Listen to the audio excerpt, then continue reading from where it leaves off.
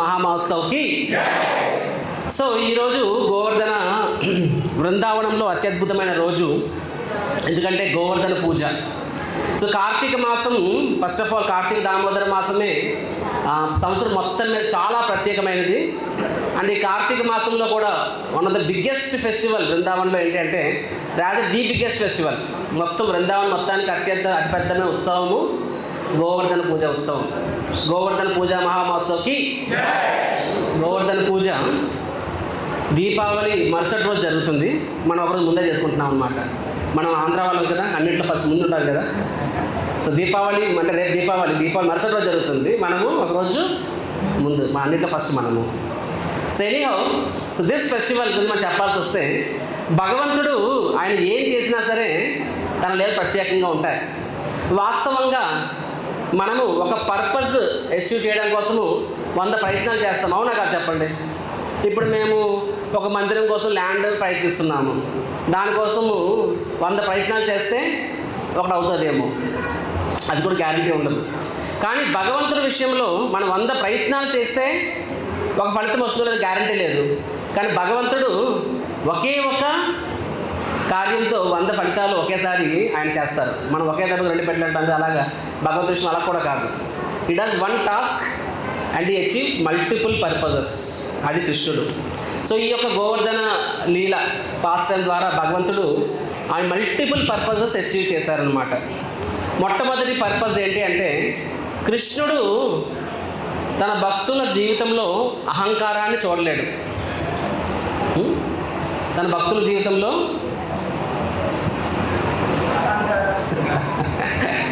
కృష్ణుడు అహంకారాన్ని పరీక్షిస్తున్నాడు ఇక్కడ. కృష్ణుడు తన భక్తుల జీవిత అహంకారాన్ని చూడలేడు, వారిని ఎలాగ లైన్లో పెట్టి అలా పెడతాడు. రెండవది, కృష్ణుడు తన భక్తుల సేవ తన సేవ కన్నా గొప్ప సేవ అని కూడా చెప్తాడనమాట. ఇది రెండవ లెసన్. మూడవ లెసన్, కృష్ణుడు ఇంకో రకమైన భక్తులు వారి యొక్క సమస్త కోరికలను తీరుస్తాడు. అంటే ఒకే పాస్ టైం ద్వారా ఒకే లీల ద్వారా అనేక కార్యాలు సాధిస్తారు. అది ఎలాగన్నది మనం ఈరోజు చూస్తామన్నమాట. ఫస్ట్ ఆఫ్ ఆల్ ఈ గోవర్ధన లీల ఎలా ప్రారంభమవుతుందంటే, ఇంద్రుడు దేవతల రాజు, అవునా కాదా. సో ఇంద్రుడి యొక్క మెయిన్ రెస్పాన్సిబిలిటీ ఏంటంటే, ఆయన యాక్చువల్గా వరుణ దేవుడు ఆయన ఆధ్వర్యంలో ఉంటాడు. అండ్ ఆయన ప్రతి సంవత్సరం కూడా వర్షాకాలం వర్షాలు కురిపిస్తూ ఉంటారు. సో వ్రజవాసస్ అనే వారు కృషి, గోరక్ష, వాణిజ్య. కృషి అంటే వ్యవసాయం, గోరక్ష అంటే గోమాత సేవ.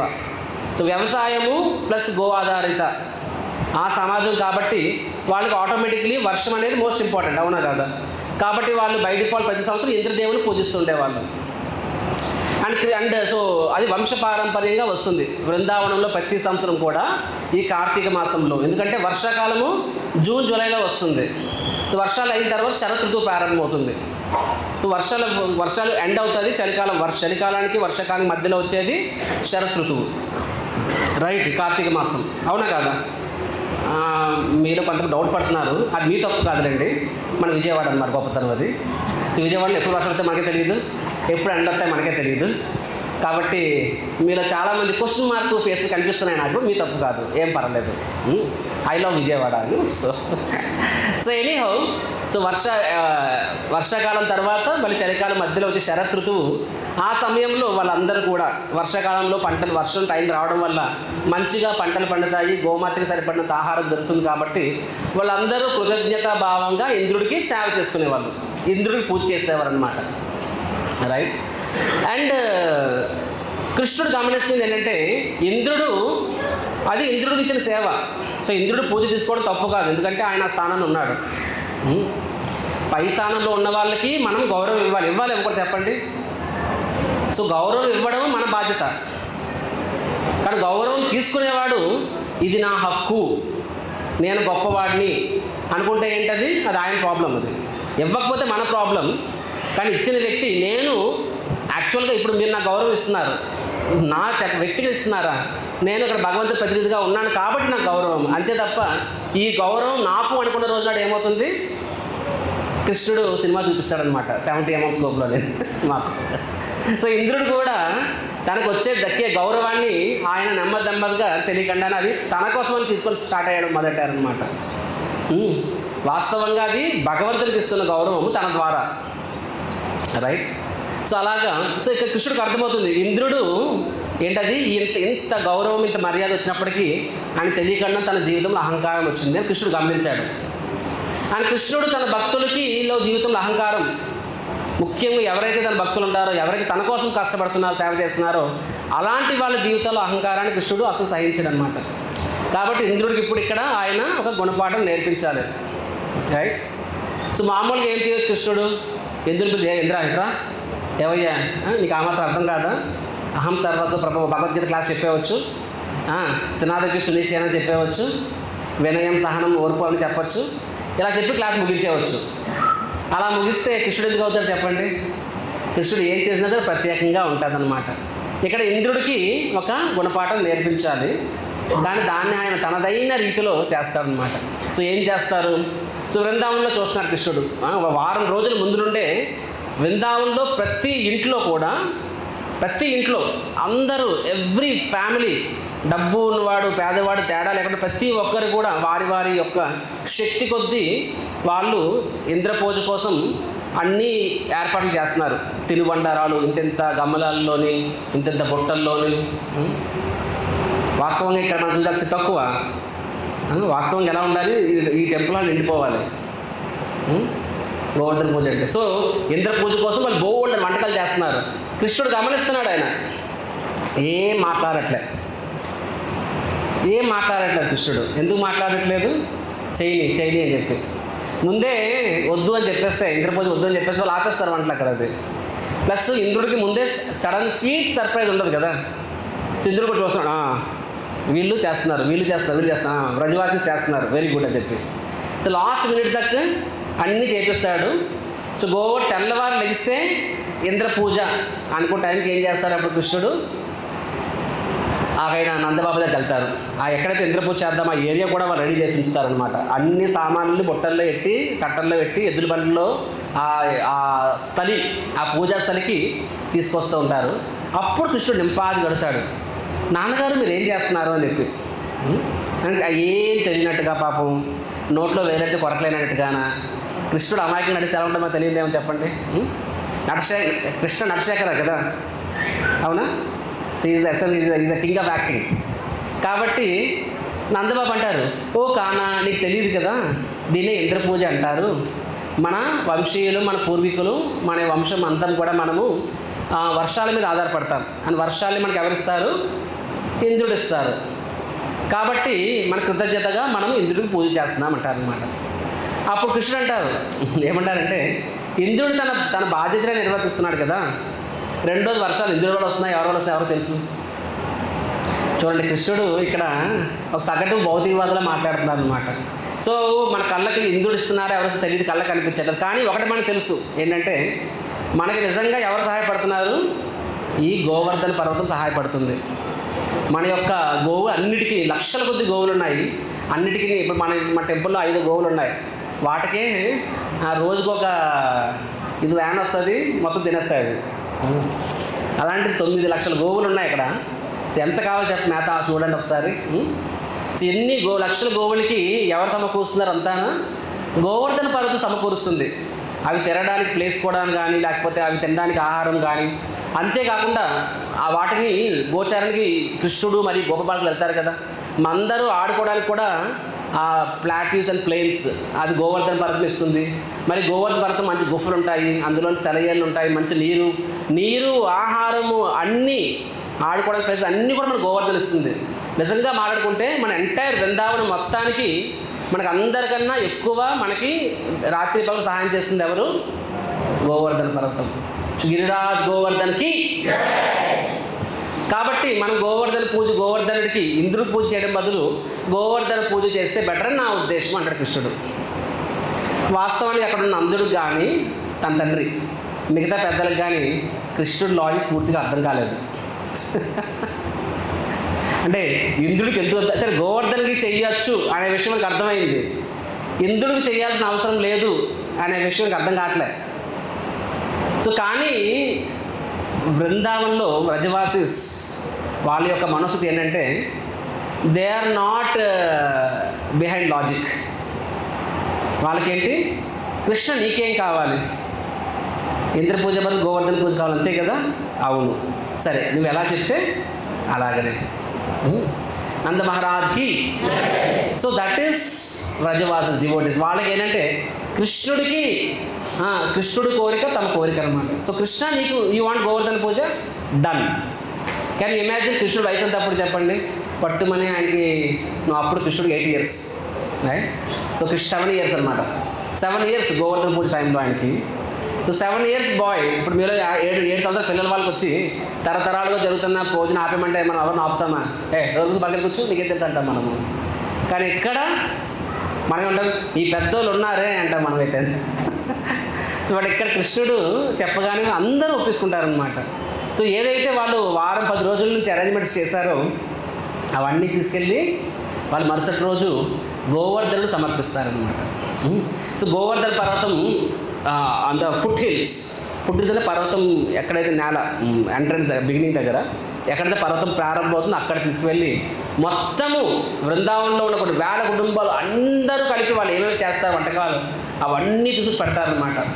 సో గోవర్ధన పర్వతం ఎంత పెద్దదో ఆ వంటకాలు తినుబండారాలు అన్నీ కూడా ఇంచుమించుగా అంత అయిపోతాయి. కొన్ని కిలోమీటర్ల కొద్దీ విస్తరించి ఉంటాయన్నమాట. సో కృష్ణుడు చెప్తే వాళ్ళ నందబాబు అంటారు, కానీ గోవర్ధనకి ఎప్పుడు మనం పూజ చేయలేదు, ఎలా చేయాలో నాకు తెలియదు అంటారనమాట. కృష్ణుడు ఏం వరి అవ్వద్దు, మీరు ఏదైతే తయారు చేశారో ఇంద్రుడి కోసము అవన్నీ తీసుకురండి, గోవర్ధన యొక్క పాదాల దగ్గర పెట్టండి, పెట్టి గోవర్ధనకి అర్పించండి, అని గోవర్ధన స్వీకరిస్తాడు. అండ్ గోవర్ధన సంతోషపడితే మన బృందావనం అంతా సంతోషంగా ఉంటుంది అని చెప్పి. సో అప్పుడు వాళ్ళకి గోపబాలకులకి హరే కృష్ణ అక్కడ గోపబాలకులకి వాళ్ళకి అనిపిస్తుంది అనమాట. ఏమనిపిస్తుంది అంటే, అరే ఇంద్రుడు అంటే యజ్ఞం చేస్తాను, యజ్ఞంలోని ఆహుతిస్తాను కాబట్టి త్రూ యజ్ఞ ఆయన ఆ నైవేద్యాలు స్వీకరిస్తారు. మరి ఇక్కడ గోవర్ధన ఎలా స్వీకరిస్తాడు? గోవర్ధన పర్వతము, గోవర్ధన మనం పెట్టిన ఆహారాన్ని తీసుకున్నారో నాకు ఎలా తెలుస్తుంది? అలా అని చెప్పి వాళ్ళని డౌట్ పడుతుంటారనమాట. అంటే అక్కడ గోవర్ధన పాదాల దగ్గర ప్రసాదం మొత్తం నైవేద్యం పెట్టి వాళ్ళు మంత్రాలు చదివిస్తుంటారు. వీళ్ళందరూ మంత్రాలు చదువుతున్నారు, కానీ ఒక్కళ్ళు చూస్తుంటారు అనమాట. నిజంగా ఇది భగవంతుడు తింటాడా అంటే గోవర్ధన పర్వతం తింటాడా, ఆయన పర్వతం కదా ఎలా తింటారు అని చెప్పి. సో భగవంతుడికి అర్థమవుతుంది కదా, పరమాత్మ కదా. భగవంతుడు ఏం చేస్తాడు, అక్కడ అదృశ్యమైపోతాడు. అదృశ్యమైపోయి గోవర్ధనంలో ఆయన ప్రత్యక్షమైపోతారు అనమాట. ప్రత్యక్షమైన ఏమంటారు ఆయన? హరే కృష్ణ ప్రత్యక్షమవుతారు. ప్రత్యక్షమయ్యి కృష్ణుడు ఏమంటారు? నేనే గోవర్ధన్ని అంటారనమాట. హరివో నేనే గోవర్ధన్ని అంటే ప్రసాదం అంతా నా కోసమని చెప్పి వెంటనే ఆయన అందరి ఎదురుగానే గోవర్ధన పర్వతంలో చేయి బయటకు వస్తుంది. పర్వతంలో చేయి బయటకు వచ్చి భగవంతుడు చేయి పెంచడానికి అంతే కూడా చెప్పండి. నేను వామన దేవుడు తన 3 కాళ్ళతో 3 లోకాలను జయించడానికి ఆయన గోవర్ధన ప్రసాదంతో ఒక్క చేతివాటంతో తీసుకున్నట్టు పెట్టుకోలేడు ఆయన క్షణకాలంలో మొత్తం తీసుకుని ఫినిష్ చేసేస్తాడు ఆయన. ప్రజవాచేసారి డిప్రెషన్ వచ్చేస్తుంది. ఊరు నాయన నేను 10 రోజులు కష్టపడి తయారు చేసిన వంటకాలని ఈయన ఒక ఉఫ్ఫర్ చెప్పి మొత్తం ఉదిశాడు ఆయన అని చెప్పి కృష్ణుడు చెప్తాడు. కృష్ణుడు మొత్తం 1 నిమిషంలో తినేస్తాడు ఆయన. ఇలా చేయి బయటకు వస్తుంది, ఇలాగ జేసీబీ బుల్డోజర్ లాగా ఇలాగ స్వైపింగ్ అవుతుంది. స్వైపింగ్ అయితే ఏమవుతుంది, ఇంకా అక్కడ అంత ఖాళీ ఏం మిగలదు, మొత్తం ప్రసాదం అంతా వెళ్ళిపోతారు మన ఒకటి. వెళ్ళి భగవంతుడు ఏమంటారు? అనియోర్ ఏమంటారు అనండి. అనియోర్ అంటే తెలుసా? ఏ దిల్ మాంగే మోర్. నిజమే, అనియోర్ అంటే దిల్ మాంగే మోర్ అంటే తెలుగులో ఏమంటే అనియోర్ అంటే ఇంకా కావాలి అని చెప్పి. బ్రజ్ భాష బృందావన్ భాషలో అనియోర్ అంటే ఇంకా నాకు ఇంకా కావాలి, సరిపోలే అని చెప్పి దాన్ని దిల్ మాంగే మోర్ అని చెప్పాను. పెప్సీ కూడా కాపీ కొట్టాడు గోవర్ధన్ నుంచి. సో వాస్తవంగా గోవర్ధన పర్వతం ఎవరు అంటే this is the thing. So Govardhana ఒక రకంగా భగవంతుడి యొక్క డివోటీ, కానీ ఇంకో యాంగిల్లో గోవర్ధన స్వయంగా భగవంతుడు కూడా. భగవంతుడు గోవర్ధన పర్వతం ప్రవేశించారు, అవునా కాదా? ప్రవేశించి ఏం చెప్పారు? నేనే గోవర్ధనుడిని, నేనే భగవంతుడిని కూడా చెప్తారనమాట. సో గోవర్ధన ఒక యాంగిల్లో ఆయన స్వయాన భగవంతుడు, ఇంకొక పాయింట్ ఆఫ్ వ్యూలో ఆయన భగవంతుడి యొక్క భక్తుడు. అంతాభద్ర అబల హరిదాసవర్య అంటే హరిదాస అంటే చెప్పండి. హరి అంటే భగవంతుడు, హరిదాస అంటే భగవంతుని యొక్క సేవకుడు అంటే భక్తుడు. హరిదాస వర్య అంటే ఏంటి? భగవంతుని యొక్క భక్తుల్లో అత్యంత అగ్రగణ్యుడు అని అర్థం అనమాట. సో అంటే గోవర్ధనుని మనము భగవంతుని యొక్క భక్తుల్లో టాప్ మోస్ట్ డివోటీ అని చెప్పి మనము పూజిస్తాము. కానీ ఇంకొక యాంగిల్లో స్వయంగా గోవర్ధన్ భగవంతుడు. దీన్ని ఎలా అర్థం చేసుకోవాలి అంటే వాస్తవానికి గోవర్ధనుడు ఎవరు? స్వయంగా కృష్ణుడి యొక్క విస్తరణ, స్వయాన కృష్ణుడే.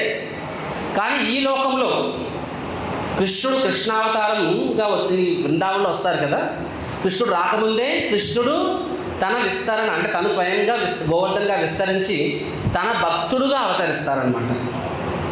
ఇంకా సింపుల్గా చెప్పాలంటే శ్రీ చైతన్య మహాప్రభు ఎవరు చెప్పండి? ఆయన కృష్ణుడా, కృష్ణ భక్తుడా? కృష్ణుడే కదా.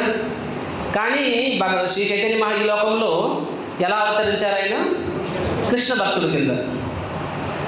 అంటే అదిగా భక్తావతారం భక్తాఖ్యం నమామి భక్త శక్తికం. సో ఆయన భక్తావతారం, ఆయన స్వయంగా భగవంతుడే. కానీ ఎలా అవతరించారు? రాముడిలాగా, కృష్ణుడు, ఇవన్నీ అవతారాలు ఒక రకంగా. మహాప్రభు ఎలా అవతరించారు? భక్తావతారంగా అవతరించారు.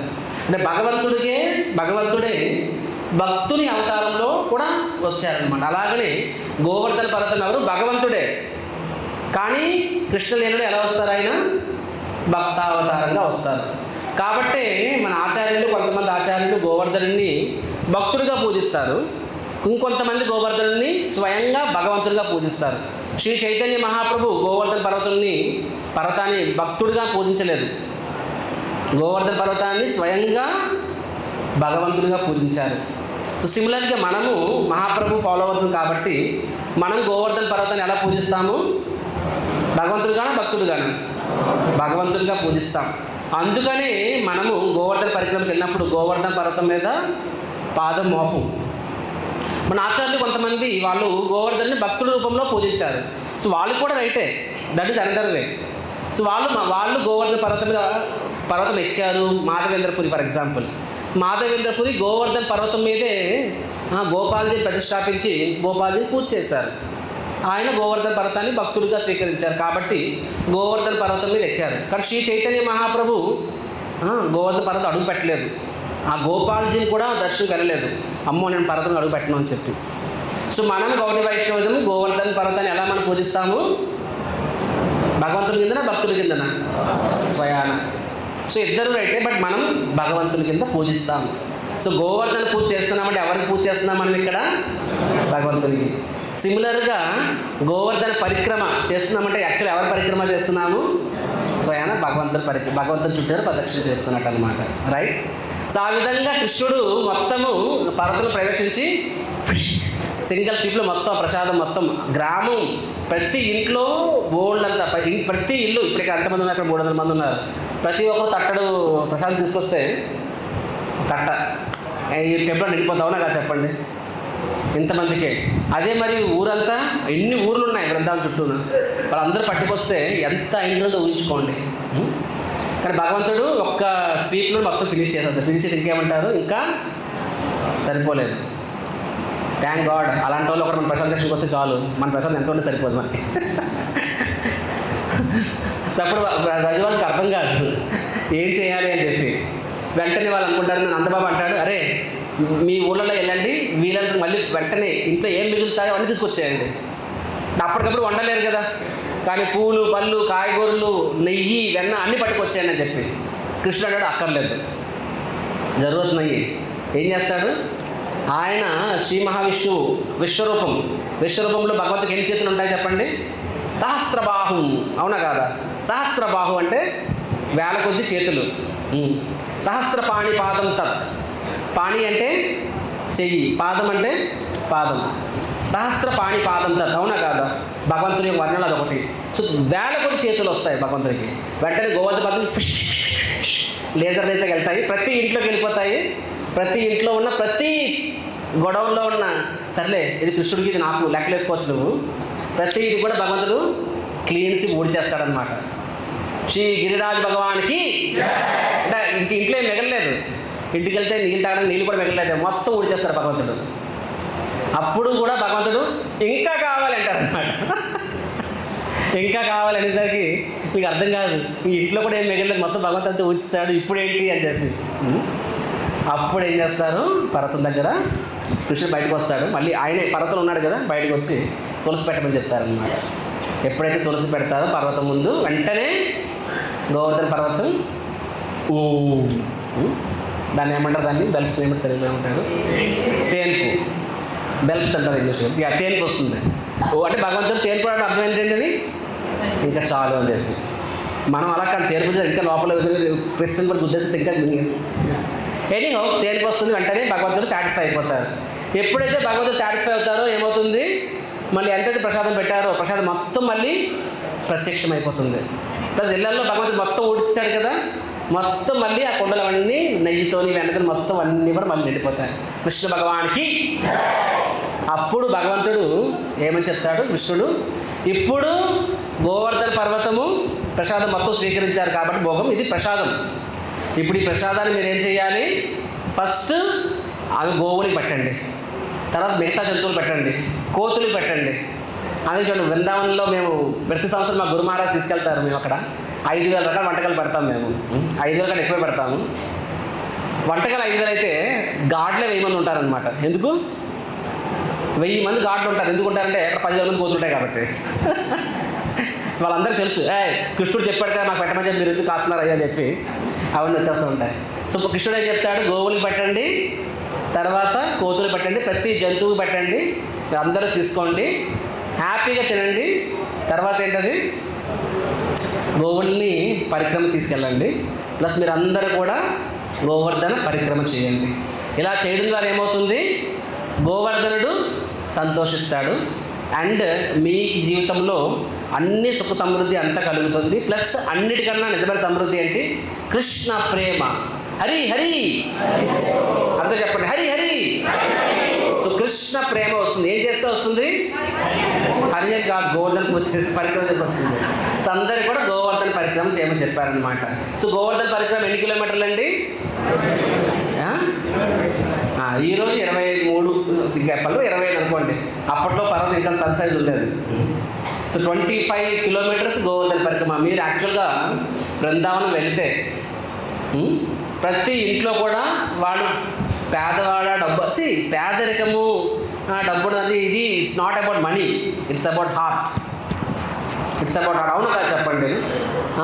అక్కడ ఉన్న వాళ్ళు వాళ్ళే డబ్బు ఉన్న వాళ్ళు పెద్ద రజవాసు, దే సింపుల్ పీపుల్. కానీ ఎంత ఉంటే అంత తీసుకొచ్చి కృష్ణుడికి అప్పచెప్పిస్తారు. కృష్ణుడు చెప్పాడు కాబట్టి వాళ్ళు ఏంటి, వాళ్ళు మొత్తం వాళ్ళ ఫుడ్ గ్రెయిన్ మొత్తం తీసుకొచ్చి గోవర్ధన పెట్టేశారు వాళ్ళని. సో వాళ్ళు bank balance of point of view పేదవాళ్ళు అయ్యుండొచ్చు, బట్ హార్ట్ పాయింట్ ఆఫ్ వ్యూలో వాళ్ళు రిచెస్ట్ పీపుల్. సో ఆ విధంగా వాళ్ళందరూ గోవర్ధనకి పూజ చేస్తారు, గోవర్ధన పరిక్రమ చేస్తారు, తర్వాత ప్రసాదాన్ని మొత్తం స్వీకరిస్తారు. హరి బోల్. సో అందరూ కూడా ఎంతో ఆనందంగా ఎప్పుడు ఏ సంవత్సరం లేని విధంగా మోస్ట్ హ్యాపీ, మోస్ట్ జాయ్ఫుల్గా ఉన్నారనమాట. ఆ ఒక్కడు తప్ప. ఎవరో ఒకే ఒక్కడు, ఇంద్రుడు. ఒక్కడు ఇంద్రుడే కదా. సో ఒక్కడు తప్ప అందరూ కూడా హ్యాపీగా ఉన్నారనమాట. ఆ ఒక్కడెవడు ఇంద్రుడు. ఆయన అనుకుంటాడు, అరే వాట్ ఈస్ దిస్, నేను వీళ్ళకి వర్షాన్ని ఇచ్చాను, ప్రతి సంవత్సరం ఇంద్ర పూజ చేస్తున్నారు, ఒక్కడు చెప్పాడని చెప్పి ఈ ఒక్కడికి పూజ ఆపిస్తారా అని చెప్పి, చిన్న అర్భకుడు చిన్న బాలకుడు చెప్పాడని చెప్పి నాకు పూజ ఆపిస్తారా, ఎంత ధైర్యం వీళ్ళకి. సో ఇది వీళ్ళ తప్పుకు సరైన పనిష్మెంట్ ఇవ్వాలని నిర్ణయించుకుంటాడు ఇక్కడ. చూడండి, ఈ లోకంలో టిపికల్ అన్కంట్రోల్డ్ మైండ్ ఇలాగే ఆలోచిస్తుంది. 100 విషయాల్లో 99 విషయాలు నువ్వు అనుకున్నట్లు జరుగుతాయి, ఒకే ఒక విషయం అనుకున్నట్టు జరగదు. ఎలా ఉంటుంది అన్కంట్రోల్డ్ మైండ్ విషయం? ఎలా ఉంటుంది, వాడు ఒక్క విషయం పట్టుకొని కింద మీద పడిపోయి డిస్టర్బ్ అయిపోతాడు, అవునా కదా? అదే సంబడి మైండ్ కంట్రోల్లో ఉన్నవాడికి ఎలా ఉంటుందంటే డజంట్ మ్యాటర్, ఫరకే పడుతుంది. కానీ హిరణ్యకశిపుడు చూడండి, మొత్తం 14 లోకాల్లో ప్రతి ఒక్కరూ హిరణ్యకశిపుడు సలాం కొట్టారు, ఒక్కడు తప్ప. ఎవరో ఒక్కడు, ప్రహ్లాదుడు. హిరణ్యకశిపుడు ఏమనుకున్నాడు, కొన్ని లక్షల కోట్ల మందిలో ఒకటి పోతే ఏమైంది అనుకున్నాడా? ఏమనుకున్నాడు, ఈ ఒక్కడు కూడా ఎందుకు నాకు సలాం కొట్టట్లేదు. కాబట్టి రాత్రి పగలు ప్రహ్లాదు గురించి ఆలోచిస్తున్నాడు. అరే ఒక్క చిన్న పిల్లవాడు నీకు సలాం కొట్టకపోతే వచ్చే నష్టమేంటి? కానీ అన్కంట్రోల్డ్ మైండ్ ఇలా ఉంటుంది. ఇంద్రుడి కేసు సేమ్ స్టోరీ. మొత్తం ప్రతి ఒక్కరు మన భరతవర్షంలో ప్రతి గ్రామం కూడా ఇంద్రుడి పూజ చేస్తుంది. అలాంటిది ఆ యొక్క బృందావనంలో ఒక్క గ్రామము, వన్ విలేజ్ నీకు పూజ చేయనంత మాత్రాన పోయేదేముంది. కానీ మైండ్ అలా ఊరుకోదు కదా. మన జీవితాల్లో కూడా చాలా సమయం అనుకుంటామంటే మేబీ నాకు ఇది వస్తే నేను హ్యాపీ అవుతాను, అది వస్తే నేను హ్యాపీ అవుతున్నాను, ఇప్పుడు నాకు 25,000 చేతికి వస్తుంది, 50,000 చేతికి వస్తే హ్యాపీ అవుతాను, ఇలా అయితే హ్యాపీ అవుతాను, అలా అయితే హ్యాపీ అవుతాను, రకరకాల లెక్కలు వేసుకుంటాం. కానీ నువ్వు అనుకున్నవన్నీ అయినా సరే నీ మనస్సు నీ ఆధీనంలో లేనప్పుడు నువ్వు ఎప్పుడూ హ్యాపీ అవ్వలేవు. నీ మనస్సుని ఆధీనం లేనప్పుడు, అంటే మనస్సుకి ఏదో కారణం చాలు, రేపొద్దున అనుకున్నట్టుగా ఇప్పుడు 100 కోట్లు సంపాదిస్తావు నువ్వు. అండ్ మొత్తం ఫ్యామిలీ మొత్తం మీద నీ రిలేటివ్స్లో అందరూ ఆహా ఓహో నీ అంత వస్తాదు లేడు అని చెప్పి అంటూ ఉంటారు. ఒక్కడు మాత్రం డోంట్ కేర్ అంటాడు అనమాట. చాలా ఒక్కడు చాలు నీకు డిస్టర్బ్ అయిపోతావు. అవునా? Daksha Prajapati same story. ఆయన మొత్తం దేవతలందరికీ రాజు. దేవతలు కూడా కాదు, ఇంకా డెమిగాడ్స్ కానీ పై స్థాయి అనమాట. ఇంకా ఇంద్రుడు కన్నా చాలా పై స్థాయి. ఆయన మహాయజ్ఞం చేస్తుంటాడు. బ్రాహ్మణులు, బ్రహ్మదేవుడు తన తండ్రి, బ్రహ్మదేవుడితో సహా అందరు దేవతలు కూడా దొక్క ఇలా వస్తున్నారన్నమాట. ఓహ్ అని చెప్పి అందరూ లేచి నిల్చొని ఆయనకి ప్రణామం చేస్తుంటారు అనమాట. గౌరవం, రెస్పెక్ట్. దక్షుడు వస్తున్నాడని చెప్పి ఒక్క వ్యక్తి, అన్ని లక్షల మందిలో ఒక్క వ్యక్తి మాత్రము ఆయన లేచి నిల్చోరనమాట. ఎందుకు నిల్చోడంటే అగౌరవపరచాలని కాదు, ఆయన ధ్యానంలో ఉన్నారు. ఆయన ఎవరైనా పరమశివుడు. సత్వం విశుద్ధం వసుదైవ సద్దితం. ఆయన వసుదేవుడి మీద తపస్సు చేస్తున్నాడు, వాసుదేవుడి మీద. సో ఆయన తను కంప్లీట్గా భగవంతుడు ధ్యానంలో ఉన్నారు కాబట్టి పక్కన ఎవరున్నారు, ఎవరు లేస్తున్నారు, ఎవరు కూర్చున్నారు ఏం అనిపించలేదు కంప్లీట్లీ. కానీ దక్షుడికి అది కూడా తట్టుకోలేకపోయాడు. అరే నేను వస్తే ఈ శివుడు ఎందుకు లేచి నిల్చోలేదు అని చెప్పి వెంటనే శివుడిని నానా విధాలుగా దుర్భాష ఆడాడు అనమాట. దానివల్ల ఆయనకే పతనమైంది. సో నేను చెప్పేది ఏంటంటే మై డియర్ ఫ్రెండ్స్, ఇది ఒక ఇంద్రుడి విషయంలో కాదు, మన అందరి విషయంలో కూడా మనస్సు అనేది మన నియంత్రణలో లేనప్పుడు ఏమవుతుంది, నువ్వు అనుకున్నవన్నీ సాధించినా సరే అది అవదు అసలు. కానీ ఒకవేళ సాధించినా సరే నిజంగా నీవు యాక్చువల్గా హ్యాపీగా ఉండలేవు. అదే మనసుని అదుపులో ఉన్నప్పుడు అయినా సరే అవ్వకపోయినా సరే యూ కెన్ బి రిలాక్స్డ్. ప్రహ్లాదుడు చూడండి, సొంత తండ్రే చంపాలనుకుంటున్నాడు, ఇంకంతకనే ఏముంది, అంతకన్నా దురదృష్టం ఏముంది. కానీ ప్రహ్లాదుడు రిలాక్స్డ్గా ఉన్నాడు, ఎందుకంటే భగవంతుడు చూసుకుంటాడని చెప్పి. సో ఇక్కడ ఇంద్ర ఇస్ సో డిస్టర్బ్డ్. వెంటనే ఏమనుకుంటాడు, సో ఈ పిల్లవాడిని విన్నారు కదా, వీళ్ళకి సరిగ్గా గుణపాఠం చెప్తానని చెప్పి. సో ఏం చేస్తారు ఆయన, వెంటనే స్వయంగా వస్తాడు. అరే చిన్న విలేజ్, ఇంద్రుడి స్థాయి ఏంటి, ఇంద్రుడి స్థాయి ఏంటి, ఆ గ్రామం స్థాయి, ఒక చిన్న గ్రామము, ఆ గ్రామాన్ని శిక్షించడం కోసం తను స్వయంగా వచ్చేస్తున్నాడంటే అర్థం చేసుకోండి. నేను ఎవరో ఒక సీఎం రోడ్డు మీద వెళ్తుంటే ఎవడో ఒకటి వచ్చేసి పట్టించుకోవాలని చెప్పేసి ఆ సీఎం కారపేసి వెళ్ళి వాడి కోసం వాడు వడదితే వాడి స్థాయికి సరేనా చెప్పండి. అలాంటిది ఇంద్రుడి స్థాయికి ఒక గ్రామంలో ఎవరో పూజ చేయలేదు, ఆయన స్వయంగా రంగంలో దిగిపోయి 7 ఐరావతం మీద వచ్చి తనతో పాటుగా యాక్చువల్గా ప్రళయం సందర్భంలో ఏమవుతుంది, 14 లోకాలు మునిగిపోతాయి. దానికి సంవర్తక మేఘాలు వస్తాయన్నమాట. అలాంటి మేఘాలు అంటే పిచ్చుకు మీద బ్రహ్మాస్త్రం ఉంటారు చూసారా, అలాంటి మేఘాలను, సంవర్తక మేఘాలను తీసుకొచ్చి వాటి బృందావనం మీద వదులుతారన్నమాట.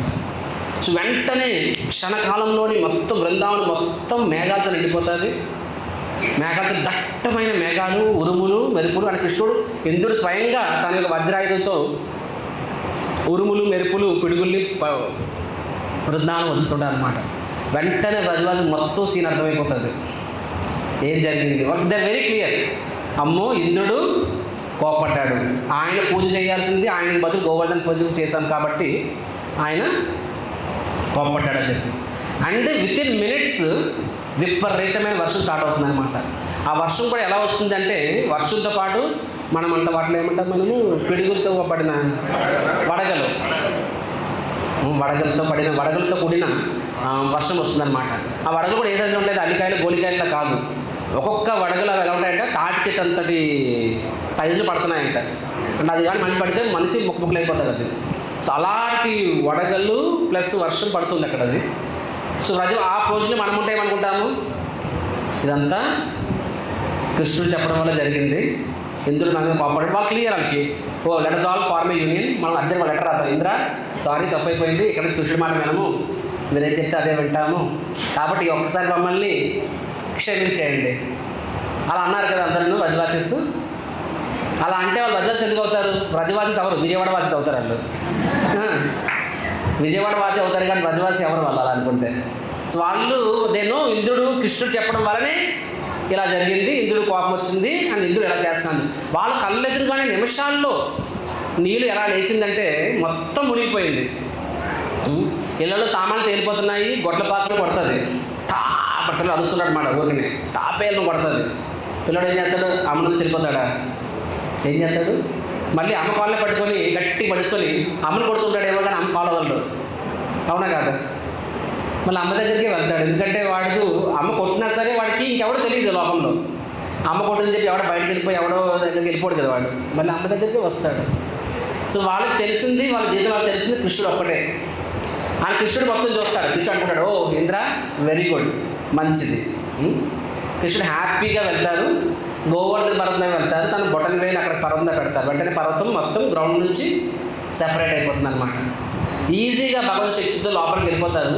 ఒక చిన్న పిల్లవాడు పుట్టగొడుగుని ఇలా లాగేస్తాడు. అవునా కదా? ఒక పువ్వుని ఎలా తెంపుతాడు? ఈజీగా పువ్వు తెంపేయగలం మనం, ఈజీగా పుట్టగొడుగుని తీయగలం. అలాగనే కృష్ణుడు అతి సునాయాసంగా ఆ గోవర్ధన పర్వతాన్ని తన చిటికెన వేలుతో లేపుతారు. అది కూడా ఏ చిటికెన వేలుతో? ఎడమ చేతి చిటికెన వేలుతో. చూడండి, దిస్ ఇస్ కృష్ణ. మన సినిమాల్లో చూసారా? ఎందుకంటే ఇది నాకు ఒక ఒంటి చేత పని, ఎడమ చేత పని, ఒక వేలుతో చేసేస్తాను. We see like this. యాక్చువల్గా అంతా కృష్ణుడు. సో ఎందుకు అలా చేశారు? ఎందుకంటే ఇంద్రుడికి ఇక్కడ గుణపాఠం నేర్పించాలి. అవునా? అది కూడా తన స్టైల్లో, తనదైన స్టైల్లో చేస్తాడు అక్కడ. మన శరీరంలో అన్నిటికన్నా వీకెస్ట్ పార్ట్ ఏంటి చెప్పండి? చిటికెన వేలు. అవునా కాదా? బొటన్ వేలుతో నొక్కొచ్చు ఎంతోమంది. చిటికెన వేలుతో అంత నొక్కితే నీ చెయ్యి వంగిపోద్ది అనమాట. అవునా కదా? వేలు నొప్పి వస్తుంది. నువ్వు దేని మీద నొక్కి దానికే నొప్పి రాదు, నీ వేలుకి నొప్పి వస్తుంది. ఇప్పుడు బొటన్ వేలు, మధ్య వేలు, చూపుడు వేలు అట్లీస్ట్ ఒక అర్థం ఉంది. చిటికెన వేలు అనేది అన్నిటికన్నా వీక్, కమ్జోర్. అది కూడా ఎడం చేయి చిటికెన వేలు అనేది ఇంకాస్త కమ్జోర్గా ఉంటుంది. అంటే బాడీలో వీకెస్ట్ పార్ట్ ఈజ్ చిటికెన వేలు. మీరు అనొచ్చు వెంట్రుకి ఇంకా ఈజీగా ఉంటుంది రోజు అని చెప్పి. కృష్ణుడికి ఐడియా రాలేదేమో, బట్ ఈజియెస్ట్ ఇస్ ఫింగర్. ఆ ఎడం చేతి చిటికెన వేలుతో కృష్ణుడు ఈజీగా గోవర్ధన పర్వతాన్ని ఎత్తేస్తాడు. కృష్ణ భగవానికి అని కృష్ణుడు అంటారనమాట. ఏమంటారు? ఓ బ్రజవాసీస్ ఏం భయపడద్దు, అందరూ లోపలికి వచ్చేయండి అంటే ఏమంటారు అన్నమాట. సో అక్కడ అగైన్ అక్కడ బ్రజవాసీస్, ఆ బ్రజవాసీ పద్ధతి విజయవాడ వాసుడు ఏమనుకుంటారు అక్కడ? సార్లేవయ్యా బాబును, ఒకసారి నేను విన్నందుకే ఇలా మొత్తం ఒక పంపులు కూలిపోయాయి, ముళ్ళు మునిగిపోయి అన్నీ అయిపోయాయి. మళ్ళీ ఇప్పుడు నీ లోపలికి గోవర్ధనకి వచ్చానుకోండి, ఏమో నువ్వు అలాగంటావు, నువ్వే లేపుతావు, మళ్ళీ నువ్వు వదిలిస్తావు అనుకోండి. పర్వతం పడి చచ్చుకుని అడిగిపోతాం మేము. నీకేమైపోయింది? నువ్వు తప్పించుకుంటావు, మేము పర్వతం కింద స్మాష్ అయిపోయి రోడ్డు పచ్చడి అయిపోతాం మేము. అప్పుడు నో కంప్లైంట్స్. వాళ్ళు లాజిక్ ఎదగట్లేదు. అరే కృష్ణుడు పర్వతం ఎలా ఎత్తేసాడు, ఎలా పిలుస్తున్నాడు అని చెప్పి. కృష్ణుడు పిలిచారు, అందరూ వెళ్ళిపోతారనమాట. ఎవ్రీవన్, కదిలేది కదలు, ప్రతి ఒక్కరు, గోవులు, పక్షులు, ప్రతి ఒక్కరు గోవర్ధన పర్వతం కిందకి వెళ్ళిపోతారు. చూడండి, ఇక్కడ రెండు రకాల వ్యక్తిత్వాలు అనమాట. ఒక రకమైన వ్యక్తిత్వము నందుడు. ఆయన కూడా రాజు, ఇంద్రే కదా. ఇంద్ర అంటే రాజు ఒక రకంగా, దేవేంద్ర. సో ఆయన దేవేంద్రుడు అంటే దేవతలకు ఇంద్రుడు, రాజు ఆయన. అంటే నందుడు ఎవరు? వ్రజేంద్ర అంటే వ్రజవాసికి ఆయన ఇంద్రుడు, రాజు. సో ఇద్దరు రాజులే. అండ్ ఇద్దరికి కూడా కృష్ణుడు ఏం చెప్తున్నారు? వాళ్ళ ప్లాన్స్ని మార్పిస్తున్నాడు. అవునా కదా? ఫస్ట్ ఆఫ్ ఆల్ నందుడు ఏం చెప్పాడు? ఇంద్ర పూజ చేద్దామంటే కృష్ణుడు ఏమన్నాడు? కాదు, ఇంద్ర పూజ కాదు, గోవర్ధన పూజ చేద్దామన్నాడు. నందుడు ఏం చెప్పాడు? కృష్ణ నువ్వు ఏం చెప్తే అదే, జస్ట్ యాక్సెప్టెడ్. అండ్ ఇక్కడ ఇంద్రుడి విషయంలో కూడా ప్లాన్ మార్చాడు. ఇక్కడ ఇంద్రుడు యాక్సెప్ట్ చేశాడా? ఇంద్రుడు ఇక్కడ యాక్సెప్ట్ చేయలేదు. Is the difference, Vrajavasi versus Indra. అని కృష్ణుడు అనుకుంటుంటాడు అనమాట. అరే నేను ప్రతి అవతారంలో కూడా, భగవంతుడు ఎందుకు అవతారం ఎత్తా చూడండి. మీ భగవంతుడు అవతారాలు చూస్తే ఎక్కడ చూసినా సరే మోస్ట్ ఆఫ్ ది భగవంతుడు అవతారం ఎందుకు ఎత్తాడు అంటే ఇంద్రుడిని కాపాడే కోసం అవతారం ఎత్తాడు. అవునా కాదా? ఏతే చాంస కళాపుంస కృష్ణస్తు భగవాన్ స్వయం ఇంద్రారి వ్యాకులంలోకే మృగయంతి యుగే యుగే. ఇంద్ర అరి అంటే ఏంటి? శత్రువు. ఇంద్రారి ఇంద్రుడి యొక్క శత్రువులని సంహరించడం కోసము నేను మృగయంతి యుగే యుగే, నేను మళ్ళీ అవతరిస్తాను భగవంతుడు స్వయంగా చెప్పుకుంటున్నారు. వామన అవతారం తీసుకున్నా సరే, నరసింహ అవతారం తీసుకున్నా సరే, ఈ అవతారం తీసుకున్నా సరే యాక్చువల్గా దేవతల్ని రాక్షసులు హింసిస్తున్నప్పుడు భగవంతుడు అవతారం ఎత్తాడు అక్కడ. సో ఇంద్రుడిని అంటే రాక్షసుల నుంచి ఇంద్రుడిని కాపాడడం కోసం నేను ప్రతిసారి అవతారం ఎత్తున్నాను. కానీ ఇక్కడ ఆ ఇంద్రుడి నుంచే నా భక్తులు కాపాడాల్సి వస్తుంది. మీకు అర్థమవుతుంది? అక్కడ కృష్ణుడు బాధపడుతున్నాడు అనమాట. అరే నా డివోటీ, ఇంద్రుడు ఏమి రాక్షసుడు కాదే, ఇంద్రుడు ఎవరు? స్వయాన భగవంతుడి యొక్క భక్తుడు ఆయన. అందుకనే దానికి అంత పెద్ద పొజిషన్ ఇచ్చాడు భగవంతుడు. స్వయాన నా భక్తుడై నా భక్తుల్ని కాపాడడం కోసం, నా భక్తుడిని ఇంద్రుడిని కాపాడడం కోసం నా అవతారం ఎత్తున్నాను ప్రతిసారిని. అలాంటిది నా భక్తుడే నా వేరే భక్తుల్ని ఇక్కడ హింసిస్తున్నారు. ఇంకా చెప్పాలంటే మిగతా వాడి కన్నా కూడా దారుణం. బృందావనంలో అంతకుముందు చాలా రాక్షసులు వచ్చాయి. పూతన వచ్చింది, ఎవరిని చంపాలనుకుంది? కృష్ణుడిని. త్రినాథుడు వచ్చాడు, ఎవరిని చంపాలనుకుంది? కృష్ణుడిని. నెక్స్ట్ అగాసుడు వచ్చాడు, కృష్ణుడు ప్లస్ ఫ్రెండ్స్ని, బాలకుల్ని. నెక్స్ట్ అరిష్టాసుడు, ఆయన వచ్చిన గ్రామాన్ని డిస్టర్బ్ చేశారు. అంటే మిగతా రాక్షసులు కృష్ణుడిని చంపాలనుకున్నారు. ఇంత ప్రాసెస్ ఒకరిద్దరికి డిస్టర్బ్ చేశారేమో. కానీ ఇంద్రుడు ఏకంగా హాలోకాస్ట్ అంటారు కదా, హిట్లర్ ఎవరో ఒక జ్యూస్ చేసి చంపేశారని చెప్పేసి ఎంటైర్ జ్యూస్ కమ్యూనిటీని లేకుండా చేయాలన్నారు. దట్ ఇస్ కాల్డ్ నేను మాస్ క్రూసేడ్. హాలోకాస్ట్ అంటారు కదా, దట్ ఇస్ కాల్డ్ నేను కాన్సన్ట్రేషన్ క్యాంప్స్. సో అలాగన మొత్తము ఆ యదు వంశాన్ని నాశనం చేసేయాలి, వ్రజభూమిని నాశనం చేసేయాలి. ఈవెన్ రాక్షసులు కూడా అంత దారుణాన్ని ఒడగట్లేదు. వారు కృష్ణుని మాత్రమే చంపాలనుకున్నారు, ఒకరితో చంపాలనుకున్నారు తప్ప ఇలాగ మొత్తం వ్రజభూమిలోని గోవుల్ని ప్రతి ఒక్కరిని చంపాలనుకోలేదు. ఒక దేవత అయింది ఇంద్రుడు మొత్తం వ్రజభూమి మొత్తాన్ని నాశనం చేయాలనుకున్నాడంటే ఇంద్రుడు చెడ్డవాడంటే ఆయన చెడ్డవాడేం కాదు కదా. కానీ దిస్ ఇస్ ద లెసన్. అంటే అహంకారం అనేది ఎంతటి డేంజరస్ ఎనిమీ అంటే అది ఒక వ్యక్తి జీవితంలో తెలియకుండానే ఎంటర్ అయిపోతుంది. ఎంటర్ అయిపోయినప్పుడు ఏమవుతుంది, అది ఒక వ్యక్తిని, ఎంతో ఉన్నతమైన వ్యక్తిని. సో ఇంద్రుడు అనేవాడు ఎంత ఉన్నతమైన వ్యక్తి కాకపోతే ఆయనకి దేవతనికి రాజు పొజిషన్ వస్తుంది. వాళ్ళేమో లాబింగ్ చేయలేదు, ఈఎంఐ అది ఏమంటారు దాన్ని, ఈవీఎంస్ ఏమి మ్యానిపులేట్ చేయలేదు, లేకపోతే రిగ్గింగ్ చేసి ఏమి గెలుచుకోలేదు ఏమైనా. ఆయన ఏమైనా వాస్తవంగా ఆయన థౌజండ్స్ ఆఫ్ యజ్ఞాస్ చేశారు ఆయన. అదంత గొప్ప స్థాయి ఇంద్రుడిది, రైట్. కానీ అంత గొప్ప వ్యక్తి అయిన ఇంద్రుడు కూడా అహంకారం అనేది ఒక వ్యక్తి జీవితంలో వచ్చినప్పుడు హరే కృష్ణ ఏమవుతుంది, కామేశ క్రోధేశ రజోగుణ సముద్భవ మహాశనో మహాపాప విద్యేన మిహవైరణం క్రోధోద్భవతి సమ్మోహ సమ్మోహ స్మృతి విభ్రమ స్మృతి భాంశాత్ బుద్ధినాశో ప్రణశ్యతి. క్రోధం అనేది వచ్చినప్పుడు ఏమవుతుంది, అది మన యొక్క బుద్ధిని కవర్ చేసేస్తుంది. ఆ తర్వాత మనిషి పశువులా తయారైపోతాడు, తను ఏం చేస్తాడో తనకే తెలియదు. సో ఇంద్రుడి విషయంలో ఏమైంది ఇక్కడ, సో ఆయన అంత అహంకారంతో నిండిపోవడం వలన ఆయన అసలు విచక్షణ అనేది లేకుండా మొత్తము అక్కడ వ్రజవాసు అందరినీ అంతం చేయాలని ట్రై చేశాడనమాట.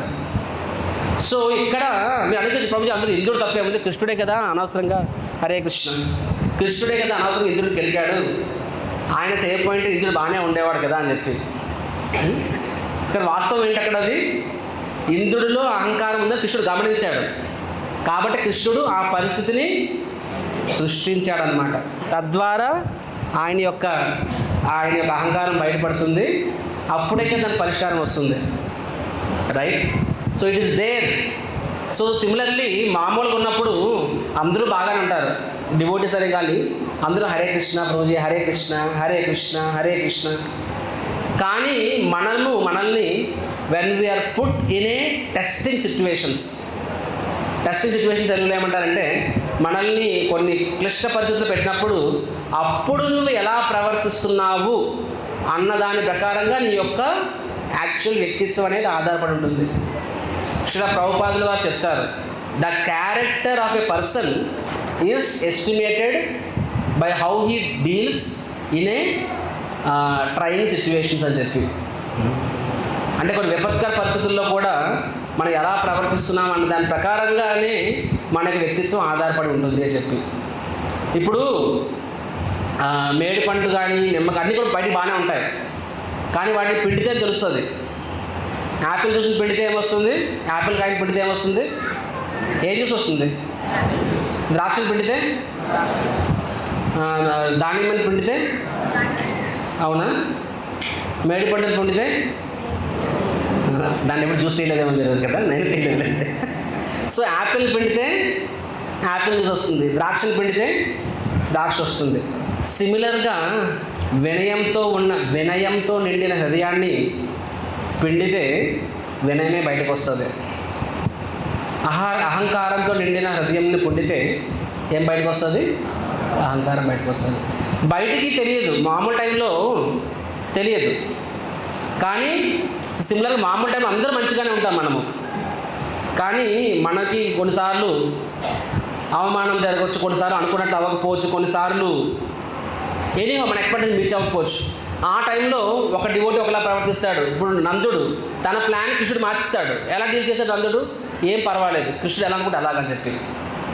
బయటికి నందుడు సాధారణ మనిషి, ఇంద్రుడు దేవత, కానీ నందుడిని పిండితే ఏమొచ్చింది? కృష్ణుడి పట్ల ప్రేమ బయటకు వచ్చింది. అవునా కాదా? ఇప్పుడు కృష్ణుడు చెప్పినట్టు విన్నారు వాళ్ళు, కృష్ణుడు చెప్పినట్టు వినడం వల్ల వాళ్ళందరూ నష్టపోయారు. ఒక రకంగా నష్టపోయారు కదా, అట్లీస్ట్ మొమెంటరీలీ నష్టపోయారు వాళ్ళు. అయినా సరే వాళ్ళకి, అంటే కృష్ణుడు టెస్టింగ్ దెమ్, వాళ్ళని పూర్తిగా పిండుతున్నాడు అక్కడ. కానీ పిండుతున్నది ఏమొస్తుంది? కృష్ణుడు తిడుతున్నారు వాళ్ళు. కృష్ణుడి మీద చెప్పులేసి వాటిని గది దించాలని ట్రై చేస్తున్నారా? They are still say Krishna Krishna Krishna మమ్మల్ని కాపాడని చెప్పి. ఆ తర్వాత కూడా మళ్ళీ కృష్ణుడి దగ్గరికి వెళ్తున్నారు. అంటే వాళ్ళకి తెలియటట్లేవా? ఒకసారి విన్నదుకే ఇలా అయిపోయింది, సగం బట్టలు ఊడిపోయి, రెండోసారి మళ్ళీ చెడ్డి కూడా విరిగిపోద్ది వాళ్ళు అనుకుంటున్నారు. అలాగే ఏమైనా సరే నో, స్టిల్ కృష్ణుడు వాళ్ళు పిండుతున్నాడు. కృష్ణుడు ఇంద్రుని కూడా పిండాడు. ఎలా పిండాడు? ఇంద్రుడి పూజ చెప్పి లాస్ట్ మినిట్లో క్యాన్సిల్ చేయించాడు. అండ్ ఇంద్రుడిని పెడితే ఇంద్రుడి నుంచి ఏమొచ్చింది? కృష్ణ ప్రేమ వచ్చిందా? ద్వేషం, పగ, కక్ష. ఎందుకంటే వాడి హృదయంలో అది ఉంది కాబట్టి. సిమిలర్గా మన హృదయంలో ఏది ఉంటుందో అదే బయటకు వస్తుందండి. మనం అనుకుంటాం వీడు నన్ను ఇలా అన్నాడు అందుకే అలా తయారు చేశాను. ఇదేం కాదు, నీ హృదయంలో అలాంటి వాడు కాబట్టే అది బయటకు వచ్చింది. ఈశ్వరుడు. సో కృష్ణ అనుకుంటాడు అనమాట, అరే నేను ఇంద్రుడిని కాపాడడం కోసం ఇన్ని అవతారాలు ఎత్తాను, కానీ ఈ అవతారంలో ఇంద్రుడి నుంచి నా భక్తులు కాపాడాల్సి వస్తుంది, చూసి ఎంత దురదృష్టకరమో అని చెప్పి ఇంద్రుడిని చూసి కృష్ణుడు జాలి పడతాడనమాట. మొత్తానికి ఏదైతే అయింది, ఆయన కృష్ణుడు గోవర్ధన పర్వతం ఎత్తాడు, బ్రజవాసి అందరూ వచ్చేస్తారనమాట. కానీ అక్కడ ఏమవుతుంది? యాజ్ యూజువల్ మొత్తం బృందాన్ని మొత్తం మునిగిపోతుంది కదా. వాళ్ళు భయపడతారు కొన్నిసార్లు. కృష్ణుడు ఏం భయపడద్దు, గోవర్ధన పర్వతం యాక్చువల్లీ నేను ఎత్తట్లేదు. మీరు అనుకుంటున్నారేమో గోవర్ధన మనకి ఎలా షెల్టర్ ఇస్తారని చెప్పి. వాస్తవంగా నేనేం గోవర్ధన ఎత్తలేదు, మీరు ఎంత మంచిగా గోవర్ధన పూజ చేశారు కాబట్టి గోవర్ధన మీద చాలా హ్యాపీ అయిపోయింది, తనకు తానుగానే అని గాల్లో తేలిపోయింది. హరి బోల్, తనకు తాను గాల్లో తేలిపోయింది. నేను ఏదో ఇలాగ ఫోటోషూట్ కోసం ఇలా ఫోటో చేపడాను. కొన్నిసార్లు మనం వాళ్ళకి పెడతాం కదా, అంటే అది మన మీద మోస్తున్నట్టుగా ఇలా పెడతాం, వాస్తవంగా ఆల్రెడీ తేలుంటుంది అది. నేనైతే ఫోటోషూట్ కోసం ఇలా పెట్టాను అంతే, చెయ్యలాగా. వాస్తవంగా ఆల్రెడీ గాల్లో తేలుతూ ఉంది అని చెప్పి. సో అగైన్ బ్రజవాసీస్కి కృష్ణుడు సరదాగా అంటున్నాడా, సీరియస్గా అంటున్నాడా, దే డోంట్ కేర్. వాళ్ళకేంటి, వాస్తవంగా Brajavasis they are so happy. అదేంటి పోయి ఇల్లు పోయింది, గొడ్లపాక పోయింది, మొత్తం చల్లజరిపోయి, వాళ్ళకే మనలాగానే బ్యాంక్ అకౌంట్, బ్యాంక్ బ్యాలెన్స్లు, లేకపోతే బిట్ కాయిన్ అవేం కాదు కదా. రైతులు అనేవాళ్ళకి వాళ్ళ ఆస్తంతా ఏంటి? ధాన్యము, నెయ్యి, పాల పౌడర్, అంతే కదా. సో అవన్నీ కూడా మునిగిపోయాయి కదా. అంటే వాళ్ళ సంవత్సరానికి సరిపడా పంట మొత్తము, ఆస్తి మొత్తం పోయినట్టే. సో ఎంత ఏడుస్తూ ఉండాలి. కానీ వాళ్ళు ఏడు పిచ్చి పక్కన పెడితే there all in cloud 9 blissful. దేనికోసం? ఎందుకంటే బ్రజవాసీస్ అందరూ అనుకుంటారనమాట. ఎందుకంటే వృందావనంలో కూడా డిఫరెంట్ కేటగిరీస్ డివోటీస్ ఉంటారు. ప్రభు గోవు ఇంకా పిక్నిక్ చేస్తుందా, వచ్చిందా గోడాడు కదా, వెల్సి. So they are come. ఏం చెప్తున్నారు, మీకు ఏం చెప్తున్నా? What are speaking? బృందావనంలో అనేక రకమైన భక్తులు ఉంటారు. ఎల్డర్లీ గోపీస్ ఉంటారు, గోపబాలకులు ఉంటారు, కృష్ణుడికి సేవకులు ఉంటారు, నందబాబా, యశోద అండ్ మాదేవి గోపీలు. కృష్ణుడు ఒక టైంలో గోవులు టైం ఇస్తే గోపికి టైం ఇవ్వలేరు, వీళ్ళకి ఇస్తే వాళ్ళకి ఇవ్వలేరు. ప్రతి ఒక్కరు అనుకుంటారు అరే కృష్ణుడిని ఇంకా చూడాలి ఇంకా చూడాలి చెప్పి, కానీ వాళ్ళు ఎప్పుడో తప్ప కృష్ణుడు చూడలేరు అంత ఈజీగానే. కళ్ళు రెప్ప ఆర్పు కూడా కృష్ణుడు చూస్తూ ఉంటారు. అప్పుడప్పుడు కళ్ళు రెప్పలు పడుతున్నప్పుడు బ్రహ్మదేవుడు తిడతారు, బ్రహ్మదేవుడు ఎందుకు ఇలా కళ్ళు నాకు ఇచ్చావు, కళ్ళు రెప్పలు మళ్ళీ మధ్య మధ్య పడుతున్నాయి, రెప్పపాటు కాలం పాటు కృష్ణుడు చూడలేకపోతున్నాము అని చెప్పి. మనకు అంతటి కృష్ణుడి పట్ల ప్రేమ. సో ముఖ్యంగా గోపీస్కి వాళ్ళకి, ఎందుకంటే వాళ్ళు కృష్ణుడితో ఎప్పుడు కలిసి ఉండరు. వాళ్ళు కృష్ణుడు గోవుల్ని మేత తీసుకెళ్ళకి వెళ్ళినప్పుడు మాత్రమే చూడగలుగుతారు, దూరం నుంచి, అది కూడా దగ్గర నుంచి కూడా కాదు. మళ్ళీ కృష్ణుడు గోవుల్ని తిరిగి తీసుకొచ్చి మాత్రమే చూడగలుగుతారు కృష్ణుడిని. సో వాళ్ళకి, కానీ ఇక్కడ ఏమవుతుంది, గోవర్ధన పర్వతం కింద కృష్ణుడు ఉన్నాడు, అందరూ వచ్చారనమాట. కృష్ణుడు కదలకండి అలా ఉన్నాడు అక్కడ. So is a sight. వాస్తవంగా ఏమవుతుంది, ఇంద్రుడు చూస్తున్నాడు అన్నమాట, వర్షం ఇంకా ఇంకా ఫుల్ రైన్ అనమాట. అంటే మొత్తం అందరినీ ఫినిష్ చేసేయాలి. కోపం ఏం చేస్తున్నాడని అర్థం కావట్లేదు. కృష్ణుడు దాని యొక్క యోగమాయ శక్తితో ఏం చేస్తారు అక్కడ, దాని యొక్క అనంతశేష అంటే గోవర్ధన పర్వతం పైన, పర్వతం ఇలా ఉంటే కింద కృష్ణుడు ఉంటాడు కదా, పర్వతం చుట్టూ అనంతశేష కాయిల్లా ఏర్పరుస్తారు అనమాట. దానివల్ల ఏమవుతుంది, ఆ వర్షం ఏదైతే పడుతుందో ఆ వర్షం కింద పడితే మళ్ళీ లేచిపోతుంది కదా, పడకుండా అది ఒక స్లోప్లో వెళ్ళిపోయేలాగా. రెండో కృష్ణుడు తన సుదర్శన చక్రాన్ని తిప్పిస్తాడు, తద్వారా కింద పడిన వర్షం మొత్తం, అంటే అట్లీస్ట్ ఆ పర్వతం కింద మాత్రం వాటర్ లేకుండా ఆవిరైపోతూ ఉంటుంది ఆ యొక్క సుదర్శన చక్రం. ఇంద్రుడు అన్నాడు ఏమవుతుంది అసలు, గోవర్ధన పర్వతం కింద అందరూ ఇక్కడే ఉన్నారు, ఇంకా మంచిది, అందరూ ఒకే స్పాట్లో ఉన్నారు కాబట్టి ఇక్కడే నేను ఒక ఉరుము పిడుగు ఏదేసేస్తాను, మొత్తం ఫినిష్ అయిపోతారని చెప్పి. సో ఇంద్రుడు తన వజ్రాయుధం తీసుకొని, మామూలు ఉరుములు పిడుగులు కాదు, ఇంద్రుడు ఉరుములు పిడుగులు ఇంకా డిఫరెంట్ లెవెల్లో ఉంటాయి. ఎంత వేస్తున్నా సరే కనీసం ఏం అవుతూ ఉండదు అక్కడ. ఎంతలా అంటే గోవర్ధన పర్వతం మీద ఎన్నో చెట్లు ఉంటాయి కదా, చెట్లు మొక్కలు అన్నీ ఉంటాయి కదా, ఒక్క చెట్టుకున్న ఒక చెట్టుకు కానీ ఒక మొక్కకున్న ఒక ఆకు కూడా కదల్చలేకపోతాడు ఇంద్రుడు. న్యాచురల్ ఇంద్రుడికి ఏమనిపిస్తుంది, ఆనందం వేస్తుందా, ఇంకాస్త ఆయనకి ఇన్సల్టింగ్ అనిపిస్తుందా, ఆయనకు అర్థం కాదు. కనీసం ఒక్క చెట్టు కూడా ఒక్క ఆకును కూడా తెంపలేకపోతుంటాడు అనమాట. అంత గాలి, అంత ఉరుములు పిడుగులు తుఫాను వస్తున్నా సరే. మామూలు చెట్లు ఎగిరిపోతాయి కదా, చెట్లు ఏమి ఈవెన్ పెద్ద పెద్ద ఇల్లు ఎగిరిపోతుంటాయి. మన వైజాగ్లో మేము ఉన్నప్పుడు హుడ్డు తుఫాను వచ్చింది, అప్పుడేమై ముందు చెప్పారు వాటర్ ట్యాంకర్లు ఎగిరిపోతాయి అని చెప్పి పెద్ద బండరాలు పెట్టారు ట్యాంకర్ల మీద. అసలు వాటర్ ట్యాంకర్ 2000 లీటర్లు 3000 లీటర్లు 5000 లీటర్లు ఉంటుంది. 5000 లీటర్లు ట్యాంకర్లు ఎగిరిపోతాయంటే అందరు వైజాగ్ వాళ్ళందరూ కూడా, మీరు ఇక్కడ వైజాగ్లో ఉంటారు కదా కొంతమంది, ఫుల్ లాంచ్ చేసి పెట్టుకున్నారనమాట. మొత్తం 10,000 లీటర్ల ట్యాంక్ వాటర్ నింపేస్తే దానికి ఏం కాదు అని చెప్పి తెలియజేట్లను. కానీ ప్రకృతి తలుచుకుంటే ఫుల్ వాటర్ ట్యాంకులు కూడా ఎగిరిపోయాయి.